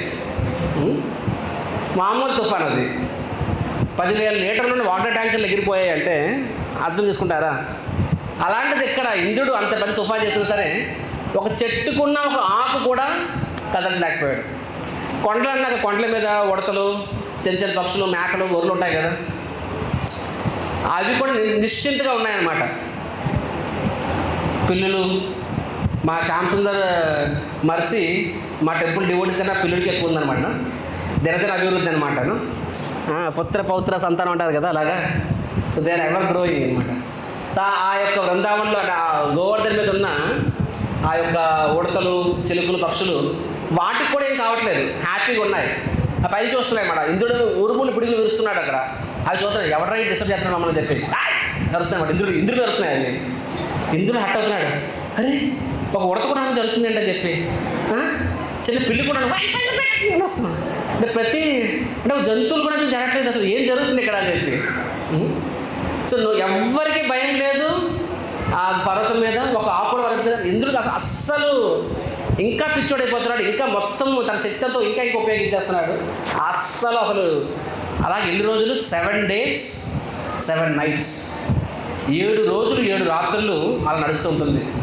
అంటే కింద వీళ్ళకి ఫెస్టివల్ అనమాట.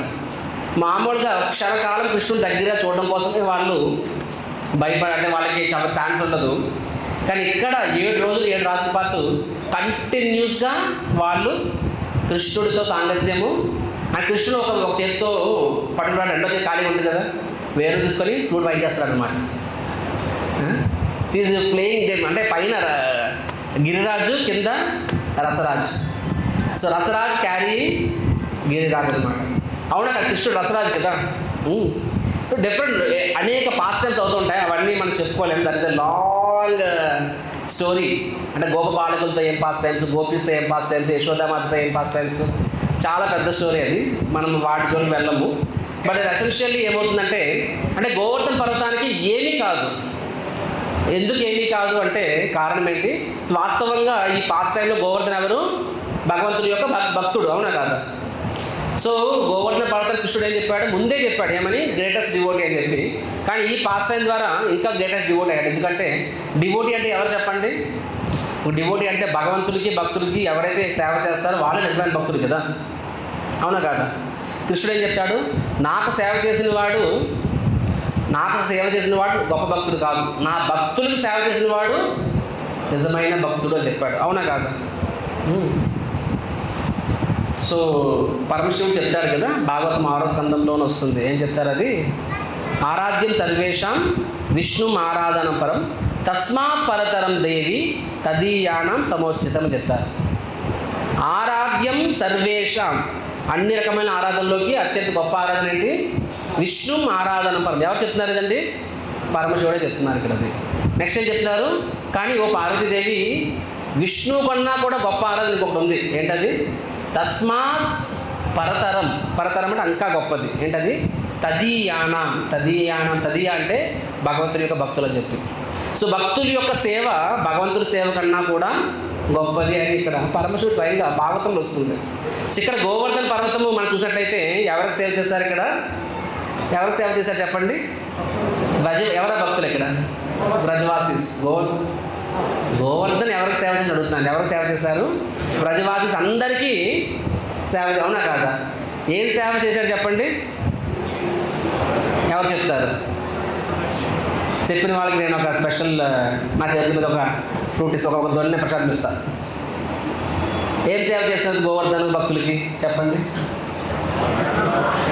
చేతులకు చెప్పండి. 10 మంది చెప్పినప్పుడు నేను చెప్పాను అయితే మళ్ళీ లాస్ట్ అంటారు. చెప్పండి మీరు. వాళ్ళు ప్రాణాలు కాపాడారు. ఓకే, ఇంకా ఎస్ మాతాజీ ఆశ్రయం ఇచ్చారు. ఇంకా రామరాఘు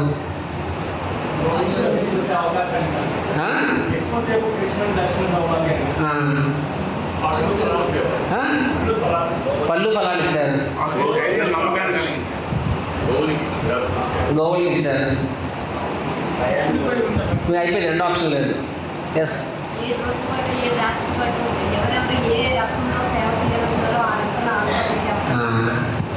ఎస్ రామరాఘు లలిత మాతాజీ కరెక్ట్ ఆన్సర్. సరిపో. గోవర్ధన పర్వతం ఎన్నో విధాలుగా సేవ చేశారు. ఇంద్రుడి నుంచి వాళ్ళని కాపాడారు, వర్షాల నుంచి, ఉరుముల నుంచి, పిడుగుల నుంచి. అది భౌతికంగా. న్యాచురల్ అది కూడా సేవనే. అంతకన్నా గొప్ప సేవ చేశారు గోవర్ధన్. ఏంటంటే ఒక ప్లాట్ఫామ్ క్రియేట్ చేశారనమాట. వాళ్ళందరికీ వాళ్ళకి ప్రాణం కన్నా కూడా ముఖ్యం కృష్ణుడి యొక్క సాంగత్యం. అలాంటిది 7 రోజులు 7 రాత్రులు కంటిన్యూస్లీ కృష్ణుడిని తదేకంగా చూసే అదృష్టాన్ని, అవకాశాన్ని గోవర్ధన పర్వతము భక్తులందరికీ ఇచ్చారనమాట. సో డివోటీస్కి గోవర్ధన మీద ఇంకాస్త నమ్మకం, గౌరవం పెరిగింది. మరి గోవర్ధన పర్వతం మరి తనకి ఇంద్రుడు అంత దారుణంగా మరి అంటే భక్తుల్ని కాపాడడం కోసం ఆ యొక్క కష్టం అంతా ఆయన పడ్డాడు, అవునా కాదా? ఇంద్రుడు ఇస్తున్న ఆ యొక్క టార్చర్ మొత్తాన్ని తను కష్టాన్ని భరించి మిగతా భక్తులకి సుఖాన్ని ఇచ్చాడు. మీకు అర్థమవుతుందా? అందుకని ఆయన గ్రేటెస్ట్ డివోటీ. గిరిరాజ్ గోవర్ధన్కి. మరి మీకు అనిపించవచ్చు, అయ్యో పాపం ప్రభుజీ కదా, మరి సరే భక్తుల్ని కాపాడడం కోసం తను బలైపోయాడు. అక్కడ అన్ని పిడుగులు, అన్ని ఉరుములు, అంత వర్షం, అంత వరద, తుఫాను, పాపం ఎంత కష్టపడి ఉంటాడో అని చెప్పి. అవునా? నిజమే కదా. సో కానీ సిమిలర్లీ ఒక డివోటీ కమ్యూనిటీలో కూడా లీడర్ అనేవాడు అలా ఉండాలి. కష్టం తను పడాలి, సుఖాన్ని భక్తులకి ఇవ్వాలి. అంతేగాని నేను ఎసురులో కూర్చున్నాను, ఎంత కష్టపడంటారా boy, that is not a leader, అవునా కదా? ఇప్పుడు యుద్ధాలు నడుస్తున్నాయి, ప్రెసిడెంట్లు వాళ్ళందరూ ఏం చేస్తారు, ప్రైమ్ మినిస్టర్లు వాళ్ళు ఏసీ రూమ్లో కూర్చుంటారు, వాళ్ళు చెప్తారు మీరేంటి యుద్ధం చేయడం గ్రౌండ్లో ఉందని చెప్పి. That is not actual leadership. Leadership అంటే ముందు తను ఆ కష్టాన్ని తను పడ్డాడు, మిగతా భక్తులకి ఆయన సుఖాన్ని ఇచ్చాడు. మరి ఆయన పాపం అంత కష్టపడ్డాడు కదా పాపం, ఆయన పరిస్థితి ఏంట్రా అంటే నో, మరి గోవర్ధన్ అంతటి ఇంద్రుడి యొక్క శక్తి మామూలు శక్తి కాదు. అంతటి శక్తి, అంతటి ఉరుములు తుఫాను ఎలా తట్టుకోగలిగారంటే ఆయన భగవంతునితో టచ్లో ఉన్నాడు కాబట్టి. మీకు అర్థమైందా? ఈజీ సంపర్కం, భగవంతుడు టచ్లో ఉన్నాడు కాబట్టి ఆయనకి అంత శక్తి వచ్చింది. ఏ శక్తి వచ్చింది? 7 రోజులు 7 రాత్రుల పాటు ఇంద్రుడి యొక్క ఆన్స్లాట్ తెలుగులో ఏమంటారు, ఇంద్రుడి యొక్క ఆ యొక్క బీభత్సం సృష్టించాడు ఆయన. ఆ బీభత్సాన్ని తట్టుకునే శక్తి గోవర్ధన్కి వచ్చిందనమాట. సిమిలర్లీ డివోటీ కూడా, ఒక లీడర్ అనేవాడు ఎలా ఉండాలి? ఆయన కూడా అలాగనే భగవంతుని నామంతోనూ, భగవంతుని సేవలో, భగవంతుని కథలో ఆయన ఎంత స్ట్రాంగ్గా ఉంటే, అంటే leader should be closely in touch with Krishna.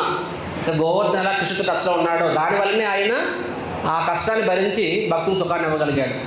సిమిలర్గా లీడర్ అనేవాడు కూడా ఆయన భగవంతునితో అంత క్లోజ్ టచ్లో ఉన్నప్పుడు ఆయన కష్టాన్ని భరించగలడు, వేరే భక్తులు సుఖాన్ని ఇవ్వగలిగాడు. సో ఈ విధంగా గోవర్ధన పర్వతము అన్ని విధాలుగా భక్తులు కాపాడుతుంది. అండ్ వారం రోజులతో ఏమవుతుంది? ఇంద్రుడికి అర్థమవుతుంది. సో ఎప్పుడైతే మన అహంకారం చల్లబడుతుందో అప్పుడు ఏమవుతుంది చెప్పండి? మన కళ్ళు తెరుచుకుంటాయి, మూతపడతాయా? సో ఇంద్రుడి కళ్ళు తెరుచుకున్నాయి అంటే బుర్ర పనిచేయడం మొదలెట్టింది అనమాట. అప్పుడు అర్థమవుతుంది ఇంద్రుడికి ఏమని, ఈ చిన్నపిల్లవాడు మరి ఎవరో కాదు, ఎవరైనా స్వయాన కృష్ణుడు అని చెప్పి. వెంటనే ఆయన ఆ సంవర్తక మేఘాన్ని పంపించేస్తాడు. తను కూడా తిరిగి సైలెంట్గా వెనక్కి వెళ్ళిపోతాడు, తన స్వర్గానికి వెళ్ళిపోతాడు. కృష్ణుడికి అర్థమవుతుంది. ఏం చెప్తారు? మీరందరూ మీ ఇళ్ళకి వెళ్ళిపోండి, మీ యొక్క పశువులకు కానీ మీ యొక్క సంపద ఆస్తి కానీ ఏమీ కాదు అని చెప్పి. వెనక్కి వెళ్తే ఏముంది? ఇప్పుడు మాకు కూడా ఎంతసేపు చెప్పండి, వాటరు రాత్రి వచ్చింది, నెక్స్ట్ రోజు సాయంత్రం కల్లా వెళ్ళిపోయింది. కానీ వెళ్ళిపోయిన తర్వాత ఎలా ఉంది? ఏ సామాన్, ఏ వాటర్ బాటిల్ అక్కడే, ఏ స్టవ్ అక్కడే, ఏ పుస్తకాలు అక్కడే ఉన్నాయా? ఎలా ఉంటాయి? మా కృష్ణమోహన్ గారికి తెలుసు, ఆయన చూసారు, ఆయన అన్నీ మోసారనమాట. అన్నీ సిందరవందరగా పడి, అవునా కదా? వెళ్ళిపోతున్నప్పుడు నీళ్ళు వెళ్ళిపోతాయి, ఆ బురద మాత్రం వదిలేసి వెళ్ళిపోతుంది అనమాట. అడుగు పడితే జారిపడ, ఇక్కడ అడిగేస్తే అక్కడ జారి పడతాం, అక్కడ అలా ఉంటుంది అనమాట. సో వాటర్ వెళ్ళిపోతుంది, ఆ పోస్ట్ ఎఫెక్ట్స్ ఇంకా దారుణంగా ఉంటాయి. ఓకే, కానీ ఇక్కడ ఏమైంది? సో వరద బాగా తగ్గిపోయింది. కృష్ణుడు చెప్తారు, గో టు యువర్ హోమ్స్, మీ ఇళ్ళకి వెళ్ళండి అని చెప్తారు అన్నమాట. వాళ్ళు వెళ్తారు. ఆశ్చర్యం ఏంటంటే యాజ్ ఇట్ ఈస్, ఏ సామాన్ ఎక్కడ ఉండాలో అక్కడే ఉంది. హ్యాపీగా మంచిగా అంట్లు పాత్రలు అన్నీ తోమేసినట్టుగా ఎవ్రీథింగ్ ఇస్ ఫస్ట్. గడ్డి కూడా ఎండుగానే ఉంది, ధాన్యం కూడా ఎండిపోయి ఉన్నాయి, ఏ ప్రాబ్లం లేదు. దట్ ఈస్ కృష్ణ భగవానికి. సో అంటే అఫ్కోర్స్ ఈ పాస్ట్ టైం ఇంకా 50% కానీ ఎక్కువ ఉంది. కానీ షల్ ఐ కంటిన్యూ అన్నాను నేను, ఎందుకంటే రాధనా స్వామి అంటే అందరూ ఏం చెప్తారు? కెన్ ఐ కంటిన్యూ అంటే అందరూ ఎస్ ఫ్రమ్ మహారాజ్ అంటారు అనమాట. మనం అన్నామంటే నో అంటారు. సో ఇక్కడతో ఆపేస్తారు. బట్ ఎసెన్షియల్లీ ఈ పాస్ట్ టైం ద్వారా కృష్ణుడు 3-4 లెసన్లు నేర్పిస్తాడు. ఆ లెసన్స్ మనం నేర్చుకొని ఈరోజు ఎక్కడితో ఆపుతాం. ఫస్ట్ థింగ్ ఏం నేర్పించారంటే కృష్ణుడు ఏమన్నారంటే, దేవతలని మనం పూజించడం తప్పు కాదు, కానీ అది కంపల్సరీ కాదు. ఎందుకంటే దేవతలు కూడా శక్తిని ఎవరిస్తారు? భగవంతుడు ఇస్తారు. సో డైరెక్ట్గా భగవంతుని పూజించినప్పుడు దేవతలు పూజించకపోయినా పర్వాలేదు. ఇక్కడ హరే కృష్ణ. సో ఇంద్రుడిని పూజించడం తప్పు కాదు, కానీ కృష్ణుడు ఏమన్నారు? గోవర్ధన్ పూజించండి చాలు అన్నారు అక్కడ. రెండోది ఏంటంటే, ఈవెన్ గొప్ప గొప్ప వ్యక్తుల జీవితాల్లో కూడా కొన్నిసార్లు అహంకారం అనేది రావచ్చు. అహంకారం వచ్చినప్పుడు ఇంద్రుడంతటి మహోన్నతమైన ఉత్కృష్టమైన గొప్ప వ్యక్తి కూడా ఒక రాక్షసుడి కన్నా దారుణంగా వ్యవహరించాడు. అంతటి గొప్పవాడే. మరి మనలాంటి వాళ్ళ పరిస్థితి ఊహించుకోండి. కాబట్టి అహంకారం అనేది చాలా డేంజరస్. ఉండకూడదని చెప్పడం ఈజీయే. అహంకారాన్ని ఎవరు పంక్చర్ చేస్తారు మన విషయంలో? మన కోసం కృష్ణుడు వస్తాడా? మన కోసం గౌతమర్త వచ్చాడా? సో గురువు వస్తాడు మన కోసం. గురువు వచ్చి ఏం చేస్తారు? సూత్తో కొడుతారనమాట. పుష్ అని బాయిల్. అహంకారం అనేది ఎలా ఉంటుంది? బాయిల్స్ ఏమంటారండి తెలుగులో? బొబ్బల, బబుల్స్ అది బాయిల్స్ అంటారు ఇంగ్లీష్లో. అంటే బొబ్బలు. మనం ఏం చేస్తాం? ముట్టుకోవద్దు అనమాట. ముట్టుకోవద్దని డాక్టర్ దగ్గరికి వెళ్ళి ముట్టుకోవద్దు, మంగళవారం దగ్గరికి వెళ్ళి నా జుట్టును ముట్టుకోవద్దు, డాక్టర్ దగ్గరికి వెళ్ళి నా బాడీ ముట్టుకోవద్దు అంటే కుదురుతుందా? మంగళవారం దగ్గరికి వెళ్ళి నువ్వేమేమి చెయ్యి, హెయిర్ కటింగ్ చేయి, నా జుట్టును ముట్టుకోవద్దు అంటే కుదరదు కదా. డాక్టర్ దగ్గరికి వెళ్ళి నా రోగం నయమైపోవాలి, నన్ను ముట్టుకోవద్దంటే అది ఎలా కుదురుతుంది? సో డాక్టర్ అనేవాడు కట్ చేస్తాడు, అది కొంచెం నొప్పిగానే ఉంటుంది, కానీ మన మంచికి. సిమిలర్గా మన అహంకారం అనేది ఒక బాయిల్ లాంటిది, గురువు మాత్రమే పంక్చర్ చేస్తాడు. అదేంటి ప్రభుజీ డబ్బులు ఇచ్చుకొని మరీ కోయించుకోవడం ఏంటి ప్రభుజీ సరదా అండి. అలాగనే భక్తులకి ఇంత సేవ చేసిన తర్వాత తిప్పించుకోవడం నాకేం అవసరం, సేవ చేయడం ఎందుకు, తిప్పించుకోవడం ఎందుకు, దాని బదులు టెంపుల్ రాకపోతే మంచిది కదా అని తప్ప ఎవరి మీద ఆశ్రయం తీసుకోరు. ఎక్కడ ఎగ్జాంపుల్ బ్రజవాసి కృష్ణుడి మీద ఆశ్రయం తీసుకున్నారు. 4వ కారణం ఏంటంటే, లెసన్ ఏంటంటే, నిజమైన ఆశ్రయం అంటే తెలుసా? నిజమైన ఆశ్రయం అంటే భగవంతుని చెప్పింది ఫాలో అవ్వడం మాత్రమే కాదు, అలా ఫాలో అయినప్పుడు వచ్చే పరిణామాలు ఉంటాయి చూసారా, వాటిని కూడా శరణాగతం అవ్వాలి. ఇది మోస్ట్ ఇంపార్టెంట్ లెసన్. అండ్ ఈ పాయింట్ అర్థం చేసుకోవడానికి చాలా మేధస్సు కావాలి. అండ్ ఎగ్జాంపుల్ చెప్తా. ఇక్కడ నిజమైన డివోషన్ అంటే ఏంటంటే భగవంతుడు చెప్పింది ఫాలో అవ్వడం మాత్రమే కాదు. ఇక్కడ ఏం చెప్పాడు కృష్ణుడు? ఏం చెప్పాడు? ఏం పూజ చేయమని చెప్పారు? ఇంద్ర పూజ చేయమన్నా గోవర్ధన పూజ చేయమన్నారు. సో గోవర్ధన పూజ చేశారు అంటే భగవంతుని ఫాలో అయ్యారు, అది మాత్రమే డివోషన్ కాదండి. భగవంతుడు చెప్పింది మాత్రం ఫాలో అయితే డివోషన్ కాదు, గురువు చెప్పింది ఫాలో అయితే మాత్రం డివోషన్ కాదు. అలా ఫాలో అయినప్పుడు వచ్చే కన్సిక్వెన్సెస్, పరిణామాలు ఏంటా పరిణామము? వాళ్ళందరికీ లక్కీ డ్రాలో బహుమతులు వచ్చాయి కదా, ఏమొచ్చింది? ఆపదలు వచ్చాయి. ఆపద చూడు ఏమన్నారు? అనవసరంగా ఫాలో అయ్యాను అన్నారా? ముందెంత నమ్మారో కృష్ణుడిని అప్పుడు కూడా అంతే, అవునా కాదా? అంటే నిజమైన భక్తి అంటే ఏంటంటే భగవంతుణ్ణి ఆశ్రయం తీసుకోవడమే కాదు, ఫాలో అవ్వడమే కాదు. అలా ఫాలో అయినప్పుడు వచ్చే పరిణామాలు, కొన్నిసార్లు మంచి పరిణామం వస్తుంది, కొన్నిసార్లు కష్టాలు కూడా రావచ్చు. అంటే ఆ టైంకి సమ్టైమ్స్ కృష్ణుడు పరీక్షిస్తారు మనల్ని. అలా కష్టం వచ్చినా సరే ఆ కష్టానికి కూడా మనం సరెండర్ అవ్వాలి. భగవంతుని ఆదేశానికి సరెండర్ అవ్వడమే కాదు, ఆదేశం పాటించినప్పుడు వచ్చే పరిణామాలకు కూడా మనం సరెండర్ అవ్వాలన్నమాట. That is real devotion. 4వ లెసన్. అండ్ లాస్ట్ లెసన్ ఏంటది? నిజంగా భగవంతుని మనం ప్రసన్నం చేసుకోవాలంటే ఏం చేయాలి? భగవంతుని భక్తులకి ఏం చేయాలి? సేవ చేయాలి. ఎవరు చేశారు? గోవర్ధనం చేశాడు. అందుకే కృష్ణుడు ఏమని చెప్పాడు? గోవర్ధన్ ఏమని చెప్పారు? Is the greatest devotee. కాబట్టి అది సెడ్ గోవర్ధన్ ఎవరు? గోవర్ధన్ కృష్ణుడే, మరియు కృష్ణుడి భక్తుల్లో అగ్రగణ్యుడు, రెండు కూడా ఆయనే. మనం గోవర్ధన్ ఎలా పూజిస్తాము? కృష్ణుడి కింద పూజిస్తామా? కృష్ణ భక్తుడి కింద పూజిస్తామా? రామాయణం అంతా వినింది, రాముడు సీతమ్మయ్యారు అడగడం ఉందన్నమాట. ఇది మనం ఎలా పూజిస్తాము? కృష్ణుడిలా పూజిస్తాం. కాబట్టి మనం గోవర్ధన పరిక్రమ చేసినప్పుడు కృష్ణుడి చుట్టూ పరిక్రమ చేసినట్టు అక్కడ 25 కిలోమీటర్లు నడవాలి. ఇక్కడ మీకోసం మా శ్రీకాంత్ ప్రభు చిన్నగా చేశారు, కేవలం 25 అడుగులు నడిస్తే సరిపోతుంది. ఈ 25 అడుగులు మీరు నడిస్తే ఏమవుతుంది? గోవర్ధన పూజ చేసినట్టే. అండ్ కృష్ణ ప్రామిసెస్, ఎవరైతే గోవర్ధన పూజ చేసి ఈ యొక్క అన్నకూట ప్రసాదాన్ని స్వీకరిస్తారో వాళ్ళందరికీ భగవంతుని సంపూర్ణ ఆశీర్వాదం అండ్ కృష్ణ ప్రేమ కలుగుతాయని.